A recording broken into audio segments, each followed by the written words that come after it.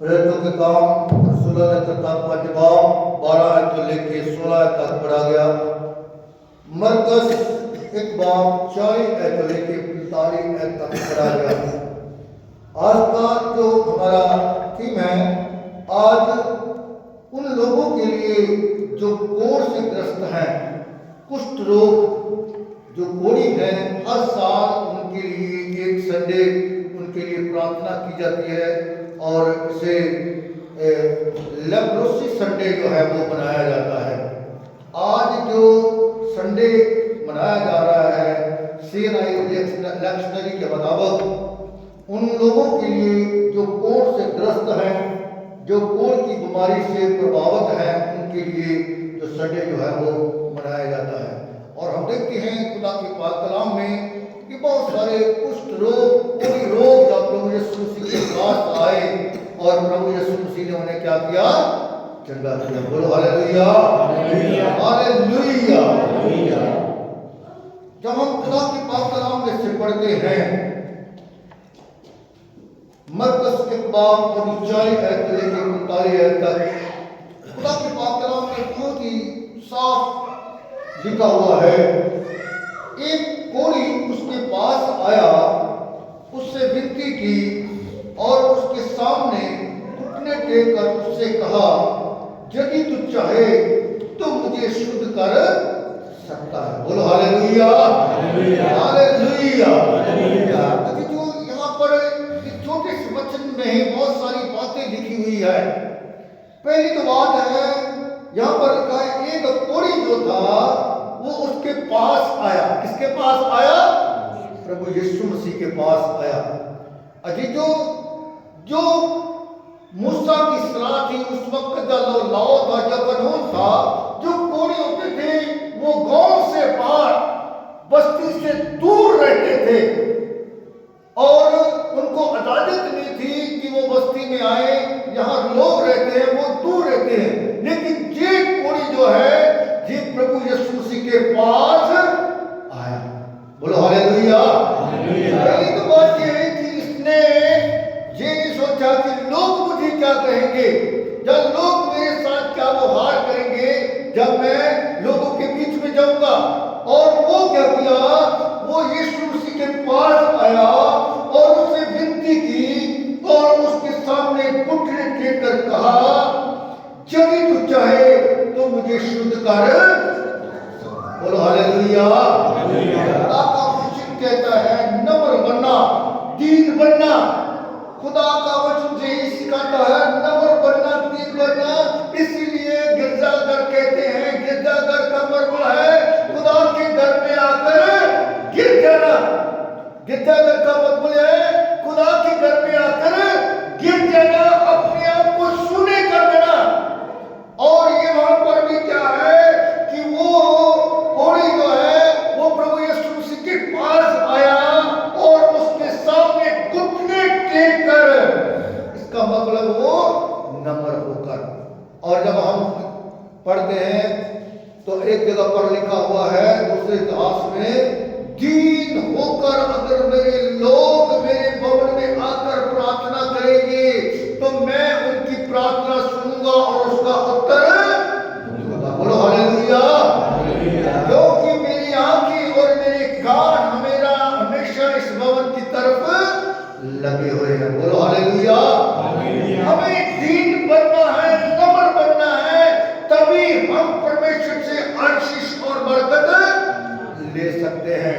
यहाँ भी ऐसे हुआ, वो कोढ़ी आया, उसने घुटने टेकर उससे प्रार्थना की कि यदि तू चाहे तो मुझे शुद्ध कर सकता है। उसने उस पर तरस खाकर हाथ बढ़ाया और उससे छू कर कहा, मैं चाहता हूं तू शुद्ध हो। बोलो हालेलुया, हालेलुया। कहता मैं चाहता हूं तू शुद्ध हो जा। और तुरंत उसका कोढ़ जाता रहा और वह शुद्ध हो गया। जब प्रभु यीशु मसीह ने उसके ऊपर हाथ रख के प्रार्थना किया और उसी वक्त उसका कोढ़ जो क्या हो गया? चला गया। बोलो हालेलुया, हालेलुया। और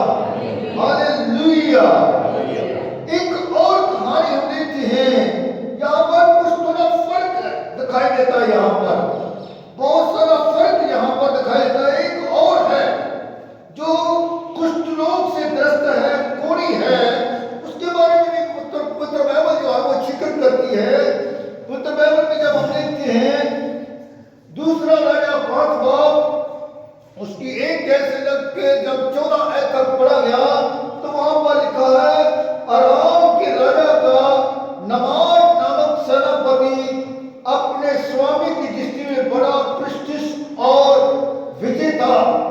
वह सूरवीर था परंतु कोढ़ी था।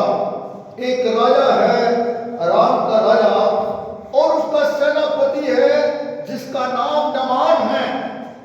बड़ा सूरवीर है, बड़ा बलवान है और उसकी वजह से राजा ने बहुत सारी जंग जो है वो जीती है, बहुत सारी लड़ाइयां जीती है। और लेकिन उसको क्या है, कौन है? बोलो हालेलुया। अरामी लोग दल बांधकर इस्राएल के देश में जाकर वहां से एक छोटी लड़की बंदी बनाकर ले आए और वह नमान की पत्नी की सेवा करती थी। क्या हुआ कि जो अरामी लोग थे, जब उन्होंने इस्राएल पर लड़ाई की और जब वहां से क्या किया, बहुत सारे लोगों को बंदी बनाकर क्या ले आए, अपने साथ लेके आए कि वो उनसे अपने घर का काम कराएं, उनसे अपने जितने भी कारोबार हैं वो उनसे कराएं।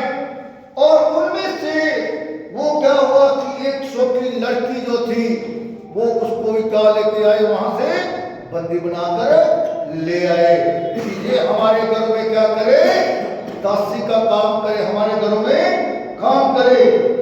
छोटी लड़की बंदी बनाकर ले आए थे और वह नमान की पत्नी की सेवा करती थी। और वो क्या करती थी, नमान की पत्नी